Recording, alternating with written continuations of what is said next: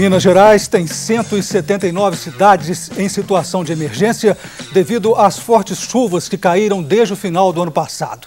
Houve desabamentos de casas e prédios, deslizamentos de terra, quedas de barreiras nas estradas, afundamentos de pistas e, sobretudo, mortos, feridos e desabrigados. Como age a Justiça em situação de desastres ambientais causados pelas chuvas? Este é o tema do nosso programa de hoje. Nossos convidados, o juiz Ricardo Torres de Oliveira, da 7ª Vara Cível de Belo Horizonte, e o advogado Wellington Luzia Teixeira, conselheiro federal da Ordem dos Advogados de Minas Gerais. Numa parceria da TV Assembleia com a Magis, a Associação dos Magistrados Mineiros, o Via Justiça está começando.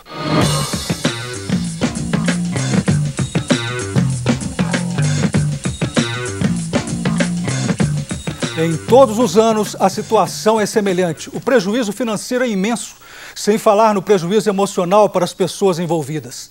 17 pessoas morreram, 171 ficaram feridas, 3.200.000 pessoas foram atingidas pelos temporais em Minas. Os dados são da SEDEC, a Comissão Estadual de Defesa Civil.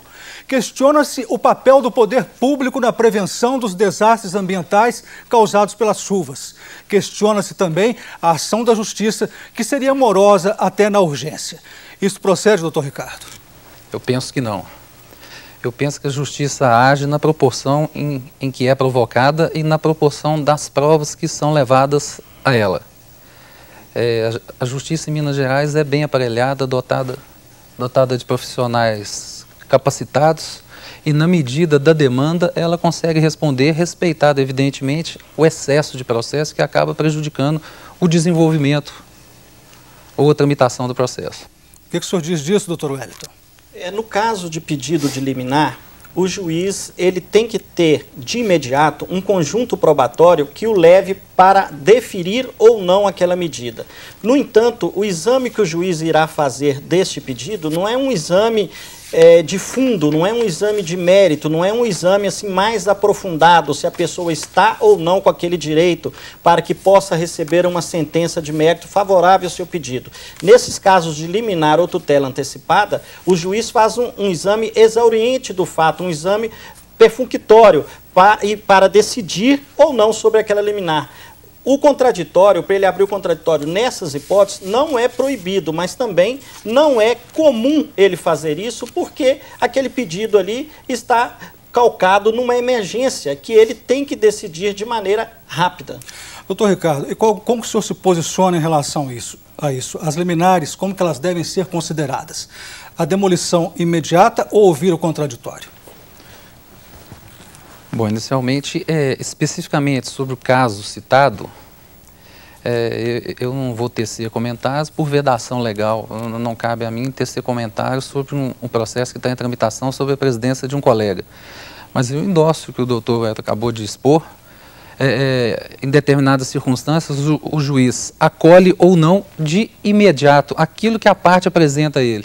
Depende do poder de convencimento, tanto dos argumentos utilizados pelo advogado, quanto da documentação que ele instrui o pedido dele. Não tem como o juiz fugir disso, da formar a sua convicção de modo racional, a partir do que se alega e do que se demonstra. Em quais situações é acolhido o decreto de emergência editado pelos prefeitos? Quais os requisitos para a edição deste decreto? Quem fiscaliza? Como é feito o cálculo dos prejuízos? Doutor Wellington. Esse decreto ele é expedido pelo Poder Executivo e existem critérios legais para determinar a sua expedição ou não. Normalmente, ele é baixado para evitar licitações. Ou seja, quando um poder público vai contratar uma pessoa para fazer uma obra, ela precisa passar por uma licitação. Mas nos casos das catástrofes ambientais, a legislação permite que esse decreto seja baixado por causa da emergência, daquela dificuldade que a população está passando. Então, o poder público baixa esse decreto, decretando a emergência e determinando a alocação de verba para a realização das obras necessárias para diminuir a catástrofe ambiental. O senhor tem críticas em relação a esse aspecto da lei, doutor Ricardo? A situação de urgência não permite que se aguarde a tramitação do procedimento licitatório. Então, a própria lei prevê a dispensa, nesses casos de emergência, de urgência, para que o ente público, no caso o município, o Estado, faça frente a seus objetivos, que é atender às demandas da população, abrindo mão, então, de um procedimento legal de licitação em razão dessa urgência. E o que aconteceu, doutor Ricardo, e a imprensa tem noticiado, é que, através dessa emergência, ou com base nessa emergência, que faz o poder público, ele libera a verba e essa verba se perde no caminho através da corrupção e o povo fica à mercê da catástrofe ambiental e fica à mercê dos nossos políticos que não fazem a verba chegar até o seu destino, como a imprensa tem noticiado, principalmente no caso lá de Petrópolis e Teresópolis. O que deve ser feito? Há que haver uma fiscalização maior do Ministério Público na utilização desses recursos. Todas as vezes que isto acontecer, é preciso que haja uma fiscalização para que a verba, para que o dinheiro público chegue a seu destinatário, que é o povo que está sofrendo lá com essa catástrofe. E essa motivação de dispensa de licitação também não se prolonga no tempo. Claro. É imediatamente após o incidente e na rapidez necessária para suprir as necessidades decorrentes dessa catástrofe. No exemplo do estado do Rio, por exemplo, há informações de que até hoje se praticam compras, prestações de serviços desprovidas da licitação.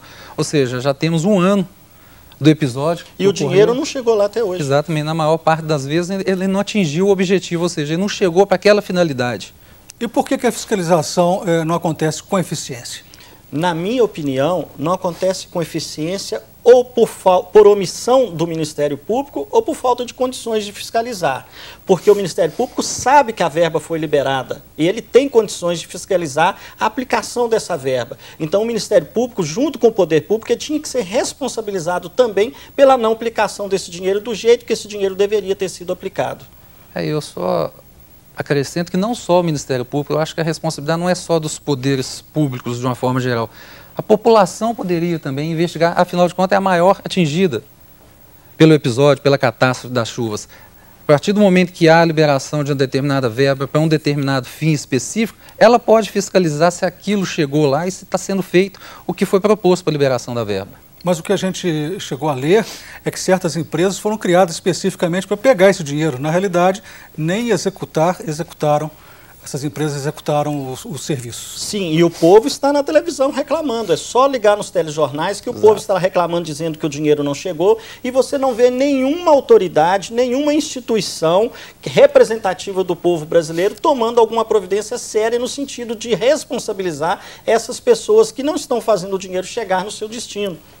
Nós abrimos esse bloco dizendo que questiona-se o poder público em relação à prevenção dessas catástrofes. E eu pergunto, se é mais barato prevenir do que remediar, por que o Estado não age eficazmente nesse sentido? Porque nem sempre prevenir, na minha opinião, dá votos. E o Estado, de uma maneira em geral, ele é movimentado, o Executivo e o Legislativo são os poderes mais democráticos, porque demandam a participação efetiva da população.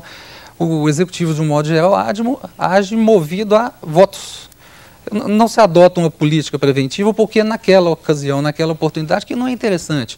Tem que também se considerar a conveniência da administração, disposição orçamentária, dentre outros fatores. Mas, de fato, se houvesse a prevenção, evitariam-se danos, mortes, como os noticiados.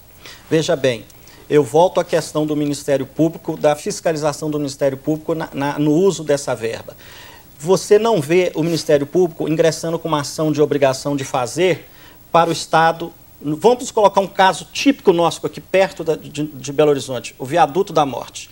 Esse viaduto matou durante anos e anos e anos. Eu não conheço uma ação do Ministério Público obrigando o Estado a fazer aquela obra. Só depois que muitas pessoas morreram, só depois que muitas famílias perderam seus entes queridos, é que, do ponto de vista político, aquele viaduto foi realizado. Mas, do ponto de vista de uma fiscalização do Ministério Público, ele prefere proibir venda de cerveja no Mineirão a ingressar com uma ação de obrigação de fazer contra o Estado para melhorar uma condição do cidadão brasileiro. O Via Justiça faz agora um rápido intervalo, voltamos em instantes.